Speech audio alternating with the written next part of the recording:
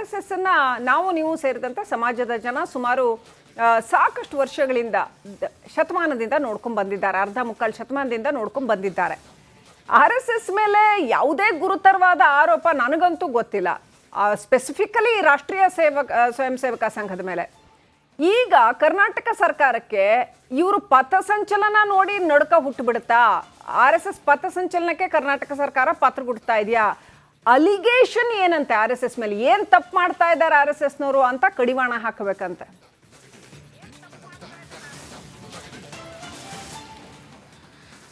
ಶ್ರೀಲಕ್ಷ್ಮಿ, RSSಗೆ 100 ವರ್ಷ ತುಂಬಿದ ಹಿನ್ನೆಲೆಯಲ್ಲಿ ರಾಜ್ಯಾದ್ಯಂತ ಪಥಸಂಚಲನಗಳನ್ನು ಮಾಡ್ತಾ ಇರುವಂಥದ್ದು. ಈ ಪಥಸಂಚಲನದಲ್ಲಿ BJPಯ ನಾಯಕರು ಗಣವೇಷವನ್ನು ಧರಿಸಿಕೊಂಡು ಆ ಒಂದು ಪಥಸಂಚಲನದಲ್ಲಿ ಭಾಗಿಯಾಗ್ತಾ ಇರುವಂಥದ್ದು. ಅದರ ಜೊತೆಗೆ ಇಲ್ಲಿ ಪ್ರಮುಖವಾಗಿ ಸೈದ್ಧಾಂತಿಕ ಒಂದಷ್ಟು ಚರ್ಚೆಗಳು ಜೋರಾಗಿ ನಡೀತಾ ಇದ್ದಾವೆ. ಕಾಂಗ್ರೆಸ್ನ ನಾಯಕರು ಹೇಳ್ತಾ ಇರುವಂಥದ್ದು ಬಸವ ತತ್ವ ಮತ್ತು ಅಂಬೇಡ್ಕರ್ ತತ್ವದ ಅಡಿಯಲ್ಲಿ ನಮ್ಮ ಸರ್ಕಾರ ನಡೀತಾ ಇದೆ ಅನ್ನುವಂಥದ್ದು, ಮತ್ತು RSSನ ಸಾರ್ವಜನಿಕ ಸ್ಥಳಗಳಲ್ಲಿ ನಡೆಯುವಂಥ ಕಾರ್ಯಚಟುವಟಿಕೆಗಳೇನಿದ್ದಾವೆ ಅದಕ್ಕೆ ಕಡಿವಾಣ ಹಾಕಬೇಕು ಅನ್ನೋ ನಿಟ್ಟಿನಲ್ಲಿ ಸಚಿವ ಪ್ರಿಯಾಂಕ್ ಖರ್ಗೆ ಅವರು CM ಸಿದ್ದರಾಮಯ್ಯನವರಿಗೆ ಪತ್ರವನ್ನು ಬರೆದಿದ್ದಾರೆ. ಆ ಒಂದು ಪತ್ರವನ್ನು ಕೂಡ ಈಗ ಸರ್ಕಾರದ ಮಟ್ಟದಲ್ಲಿ ಚಟುವಟಿಕೆಗಳಿಗೆ ಕಡಿವಾಣ ಹಾಕುವಂಥ ಒಂದು ಚಿಂತನೆ ಕೂಡ ನಡೀತಾ ಇರುವಂಥದ್ದು. ಕೊಡುವಂಥ ಕಾರಣ ಏನಂತ ಹೇಳಿದ್ರೆ, ಒಂದಷ್ಟು RSS ಬೈಟೆಕ್ ನಡೆಸುವಂಥ ಸಂದರ್ಭದಲ್ಲಿ, ಪಥಸಂಚಲನ ನಡೆಸುವಂಥ ಸಂದರ್ಭದಲ್ಲಿ ಹಿಡ್ಕೊಂಡು ಹೋಗುವಂತಹ ದೊಣ್ಣೆಗಳೇನಿದ್ದಾವೆ ಅದರ ಒಂದು ರೀತಿಯ ಆಕ್ರಮಣಕಾರಿಯಾಗಿರುತ್ತೆ ಅನ್ನುವಂಥದ್ದು, ಜೊತೆಗೆ ಸಮಾಜದ ಶಾಂತಿ ಕದಡುವಂಥ ಪ್ರಯತ್ನ ಕೂಡ RSS ಮಾಡುತ್ತೆ ಅನ್ನುವಂಥ ಗಂಭೀರವಾದಂಥ ಆರೋಪವನ್ನು ಮಾಡಿದ್ದಾರೆ.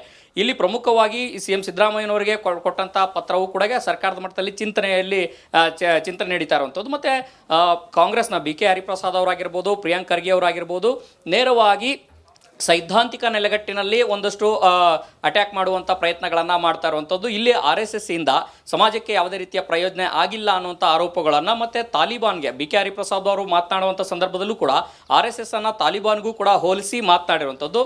ಇಲ್ಲಿ BJP ನಾಯಕರು ಎಲ್ಲರೂ ಕೂಡ ಅಲ್ಲಿ RSSನ ಪರವಾಗಿ ಮಾತನಾಡಿದ್ರೆ ಅವರಿಗೆ ಪ್ರಮೋಷನ್ ಸಿಕ್ಕತ್ತೆ ಹೊರತು ಅದರಿಂದ ಯಾವುದೇ ರೀತಿಯ ಪ್ರಯೋಜನ ಇಲ್ಲ. ಮತ್ತು ಅವರ ಮಕ್ಕಳಿಗೆ RSSನಲ್ಲಿರ್ಬೋದು ಮತ್ತು BJPಯಲ್ಲಿರುವಂಥ ನಾಯಕರುಗಳ ಮಕ್ಕಳಿರ್ಬೋದು, ಅವರ ಮಕ್ಕಳಿಗೆ ಯಾಕೆ ತ್ರಿಶೂಲವನ್ನು ಕೊಟ್ಟಿಲ್ಲ, ಬಡವರ ಮಕ್ಕಳನ್ನ ಇದರಲ್ಲಿ ಯಾಕೆ ತರ್ತಾ ಇದ್ದಾರೆ ಅನ್ನೋಂಥ ಗಂಭೀರವಾದಂಥ ಆರೋಪಗಳನ್ನು ಮಾಡಿರುವಂಥದ್ದು. ಒಟ್ಟಿನಲ್ಲಿ ಸರ್ಕಾರ ಈ ರೀತಿಯ ಸಾರ್ವಜನಿಕ ಸ್ಥಳಗಳಲ್ಲಿ ಯಾರಾದರೂ ಈ ರೀತಿಯ ಬೈಠಕ್ಗಳು ಕಾರ್ಯಕ್ರಮಗಳನ್ನು ಮಾಡಬೇಕು ಅಂತ ಹೇಳಿದ್ರೆ ಅದನ್ನು ಅನುಮತಿ ಪಡಿಬೇಕಾಗತ್ತೆ. ಅನುಮತಿ ಪಡೆಯದೆ ಸಾರ್ವಜನಿಕ ಸ್ಥಳಗಳಲ್ಲಿ ಈ ರೀತಿ ಮಾಡುವಂಥದ್ದಕ್ಕೆ ಕಡಿವಾಣ ಹಾಕಬೇಕು. ಅದರಲ್ಲೂ ಸರ್ಕಾರದ ಶಾಲೆಗಳಲ್ಲಾಗಿರ್ಬೋದು, ಸರ್ಕಾರಿ ಶಾಲಾ ಕಾಲೇಜುಗಳ ಮೈದಾನಗಳಲ್ಲಾಗಿರ್ಬೋದು, ಅನುದಾನಿತ ಶಾಲಾ ಕಾಲೇಜುಗಳ ಮೈದಾನಗಳಲ್ಲಾಗಿರ್ಬೋದು RSSನ ಕಾರ್ಯಚಟುವಟಿಕೆಗಳನ್ನು ಕಡಿವಾಣ ಹಾಕಬೇಕು ಅನ್ನುವಂಥ ನಿಟ್ಟಿನಲ್ಲಿ ಈಗ ಪತ್ರವನ್ನು ಬರೆದಿರುವಂಥದ್ದು. ಇದು ಮುಂದಿನ ದಿನಗಳಲ್ಲಿ BJP ನಾಯಕರಿಗೂ ಕೂಡ ಒಂದು ಬಹುದೊಡ್ಡ ಅಸ್ತ್ರ ಆಗುತ್ತೆ, ರಾಜಕೀಯ ಕಾಳಗಕ್ಕೂ ಕೂಡ ಒಂದು ಪ್ರಮುಖ ಅಸ್ತ್ರ ಆಗುತ್ತೆ. Srilakshmi, right, thank you Hanumanthu ಡೀಟೇಲ್ಸ್ಗಾಗಿ.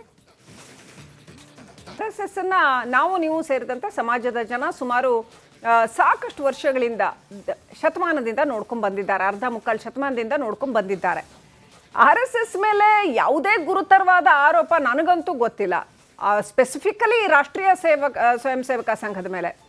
ಈಗ ಕರ್ನಾಟಕ ಸರ್ಕಾರಕ್ಕೆ ಇವರು ಪಥಸಂಚಲನ ನೋಡಿ ನಡುಕ ಹುಟ್ಟುಬಿಡುತ್ತಾ? RSS ಪಥಸಂಚಲನಕ್ಕೆ ಕರ್ನಾಟಕ ಸರ್ಕಾರ ಪಾತ್ರ ಕೊಡ್ತಾ ಇದೆಯಾ? ಅಲಿಗೇಷನ್ ಏನಂತೆ RSS ಮೇಲೆ, ಏನ್ ತಪ್ಪು ಮಾಡ್ತಾ ಇದ್ದಾರೆ RSSನವರು ಅಂತ ಕಡಿವಾಣ ಹಾಕಬೇಕಂತೆ.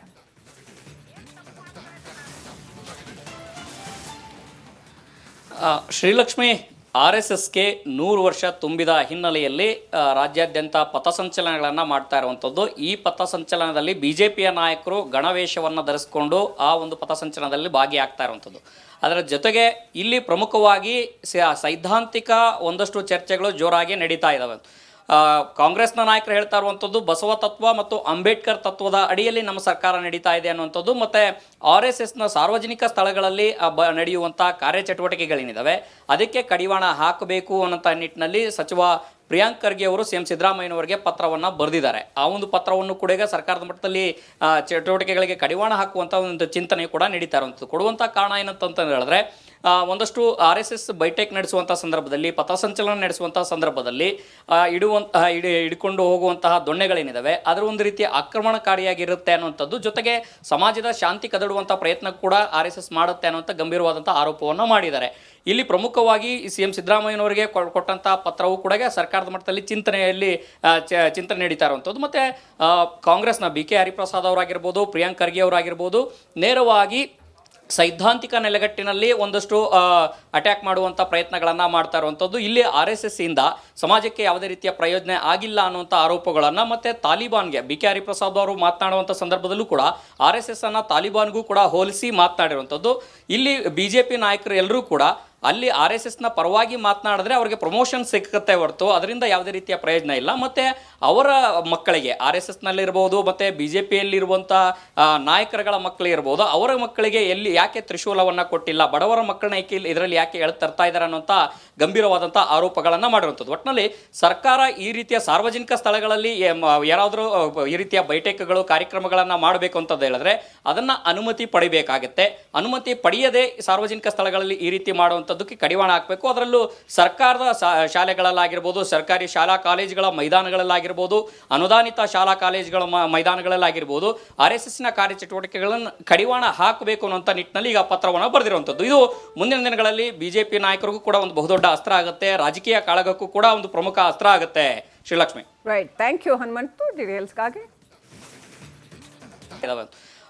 ಕಾಂಗ್ರೆಸ್ನ ನಾಯಕರು ಹೇಳ್ತಾ ಇರುವಂಥದ್ದು ಬಸವ ತತ್ವ ಮತ್ತು ಅಂಬೇಡ್ಕರ್ ತತ್ವದ ಅಡಿಯಲ್ಲಿ ನಮ್ಮ ಸರ್ಕಾರ ನಡೀತಾ ಇದೆ ಅನ್ನುವಂಥದ್ದು. ಮತ್ತು RSSನ ಸಾರ್ವಜನಿಕ ಸ್ಥಳಗಳಲ್ಲಿ ನಡೆಯುವಂಥ ಕಾರ್ಯಚಟುವಟಿಕೆಗಳೇನಿದ್ದಾವೆ ಅದಕ್ಕೆ ಕಡಿವಾಣ ಹಾಕಬೇಕು ಅನ್ನೋಂಥ ನಿಟ್ಟಿನಲ್ಲಿ ಸಚಿವ ಪ್ರಿಯಾಂಕ್ ಖರ್ಗೆ ಅವರು CM ಸಿದ್ದರಾಮಯ್ಯನವರಿಗೆ ಪತ್ರವನ್ನು ಬರೆದಿದ್ದಾರೆ. ಆ ಒಂದು ಪತ್ರವನ್ನು ಕೂಡ ಈಗ ಸರ್ಕಾರದ ಮಟ್ಟದಲ್ಲಿ ಚಟುವಟಿಕೆಗಳಿಗೆ ಕಡಿವಾಣ ಹಾಕುವಂಥ ಒಂದು ಚಿಂತನೆ ಕೂಡ ನಡೀತಾ ಇರುವಂಥದ್ದು. ಕೊಡುವಂಥ ಕಾರಣ ಏನಂತ ಹೇಳಿದ್ರೆ ಒಂದಷ್ಟು RSS ಬೈಠಕ್ ನಡೆಸುವಂಥ ಸಂದರ್ಭದಲ್ಲಿ, ಪಥಸಂಚಲನ ನಡೆಸುವಂಥ ಸಂದರ್ಭದಲ್ಲಿ ಹಿಡ್ಕೊಂಡು ಹೋಗುವಂತಹ ದೊಣ್ಣೆಗಳೇನಿದ್ದಾವೆ ಅದರ ಒಂದು ರೀತಿಯ ಆಕ್ರಮಣಕಾರಿಯಾಗಿರುತ್ತೆ ಅನ್ನುವಂಥದ್ದು. ಜೊತೆಗೆ ಸಮಾಜದ ಶಾಂತಿ ಕದಡುವಂಥ ಪ್ರಯತ್ನ ಕೂಡ RSS ಮಾಡುತ್ತೆ ಅನ್ನುವಂಥ ಗಂಭೀರವಾದಂಥ ಆರೋಪವನ್ನು ಮಾಡಿದ್ದಾರೆ. ಇಲ್ಲಿ ಪ್ರಮುಖವಾಗಿ CM ಸಿದ್ದರಾಮಯ್ಯನವರಿಗೆ ಕೊಟ್ಟಂಥ ಪತ್ರವು ಕೂಡ ಸರ್ಕಾರದ ಮಟ್ಟದಲ್ಲಿ ಚಿಂತನೆ ನಡೀತಾ ಇರುವಂಥದ್ದು. ಮತ್ತು ಕಾಂಗ್ರೆಸ್ನ BK ಹರಿಪ್ರಸಾದ್ ಅವರಾಗಿರ್ಬೋದು, ಪ್ರಿಯಾಂಕ್ ಖರ್ಗೆ ಅವರಾಗಿರ್ಬೋದು ನೇರವಾಗಿ ಸೈದ್ಧಾಂತಿಕ ನೆಲೆಗಟ್ಟಿನಲ್ಲಿ ಒಂದಷ್ಟು ಅಟ್ಯಾಕ್ ಮಾಡುವಂಥ ಪ್ರಯತ್ನಗಳನ್ನು ಮಾಡ್ತಾ ಇರುವಂಥದ್ದು. ಇಲ್ಲಿ RSS ಇಂದ ಸಮಾಜಕ್ಕೆ ಯಾವುದೇ ರೀತಿಯ ಪ್ರಯೋಜನ ಆಗಿಲ್ಲ ಅನ್ನುವಂಥ ಆರೋಪಗಳನ್ನು ಮತ್ತು ತಾಲಿಬಾನ್ಗೆ BK ಹರಿಪ್ರಸಾದ್ ಅವರು ಮಾತನಾಡುವಂಥ ಸಂದರ್ಭದಲ್ಲೂ ಕೂಡ RSS ಅನ್ನು ತಾಲಿಬಾನ್ಗೂ ಕೂಡ ಹೋಲಿಸಿ ಮಾತನಾಡಿರುವಂಥದ್ದು. ಇಲ್ಲಿ BJP ನಾಯಕರು ಎಲ್ಲರೂ ಕೂಡ ಅಲ್ಲಿ RSSನ ಪರವಾಗಿ ಮಾತನಾಡಿದ್ರೆ ಅವರಿಗೆ ಪ್ರಮೋಷನ್ ಸಿಕ್ಕತ್ತೆ ಹೊರತು ಅದರಿಂದ ಯಾವುದೇ ರೀತಿಯ ಪ್ರಯೋಜನ ಇಲ್ಲ. ಮತ್ತು ಅವರ ಮಕ್ಕಳಿಗೆ RSSನಲ್ಲಿರ್ಬೋದು ಮತ್ತು BJPಯಲ್ಲಿರುವಂಥ ನಾಯಕರುಗಳ ಮಕ್ಕಳಿರ್ಬೋದು, ಅವರ ಮಕ್ಕಳಿಗೆ ಯಾಕೆ ತ್ರಿಶೂಲವನ್ನು ಕೊಟ್ಟಿಲ್ಲ, ಬಡವರ ಮಕ್ಕಳನ್ನ ಇದರಲ್ಲಿ ಯಾಕೆ ತರ್ತಾ ಇದ್ದಾರೆ ಅನ್ನೋಂಥ ಗಂಭೀರವಾದಂಥ ಆರೋಪಗಳನ್ನು ಮಾಡಿರುವಂಥದ್ದು. ಒಟ್ಟಿನಲ್ಲಿ ಸರ್ಕಾರ ಈ ರೀತಿಯ ಸಾರ್ವಜನಿಕ ಸ್ಥಳಗಳಲ್ಲಿ ಯಾರಾದರೂ ಈ ರೀತಿಯ ಬೈಠಕ್ಗಳು ಕಾರ್ಯಕ್ರಮಗಳನ್ನು ಮಾಡಬೇಕು ಅಂತಂದು ಹೇಳಿದ್ರೆ ಅದನ್ನು ಅನುಮತಿ ಪಡಿಬೇಕಾಗತ್ತೆ. ಅನುಮತಿ ಪಡೆಯದೆ ಸಾರ್ವಜನಿಕ ಸ್ಥಳಗಳಲ್ಲಿ ಈ ರೀತಿ ಮಾಡುವಂಥದ್ದಕ್ಕೆ ಕಡಿವಾಣ ಹಾಕಬೇಕು. ಅದರಲ್ಲೂ ಸರ್ಕಾರದ ಶಾಲೆಗಳಲ್ಲಾಗಿರ್ಬೋದು, ಸರ್ಕಾರಿ ಶಾಲಾ ಕಾಲೇಜುಗಳ ಮೈದಾನಗಳಲ್ಲಾಗಿರ್ಬೋದು, ಅನುದಾನಿತ ಶಾಲಾ ಕಾಲೇಜುಗಳ ಮೈದಾನಗಳಲ್ಲಾಗಿರ್ಬೋದು RSSನ ಕಾರ್ಯಚಟುವಟಿಕೆಗಳನ್ನು ಕಡಿವಾಣ ಹಾಕಬೇಕು ಅನ್ನೋಂಥ ನಿಟ್ಟಿನಲ್ಲಿ ಈಗ ಪತ್ರವನ್ನು ಬರೆದಿರುವಂಥದ್ದು. ಇದು ಮುಂದಿನ ದಿನಗಳಲ್ಲಿ BJP ನಾಯಕರಿಗೂ ಕೂಡ ಒಂದು ಬಹುದೊಡ್ಡ ಅಸ್ತ್ರ ಆಗುತ್ತೆ, ರಾಜಕೀಯ ಕಾಳಗಕ್ಕೂ ಕೂಡ ಒಂದು ಪ್ರಮುಖ ಅಸ್ತ್ರ ಆಗುತ್ತೆ. Srilakshmi, right, thank you Hanumanthu ಡೀಟೇಲ್ಸ್ಗಾಗಿ.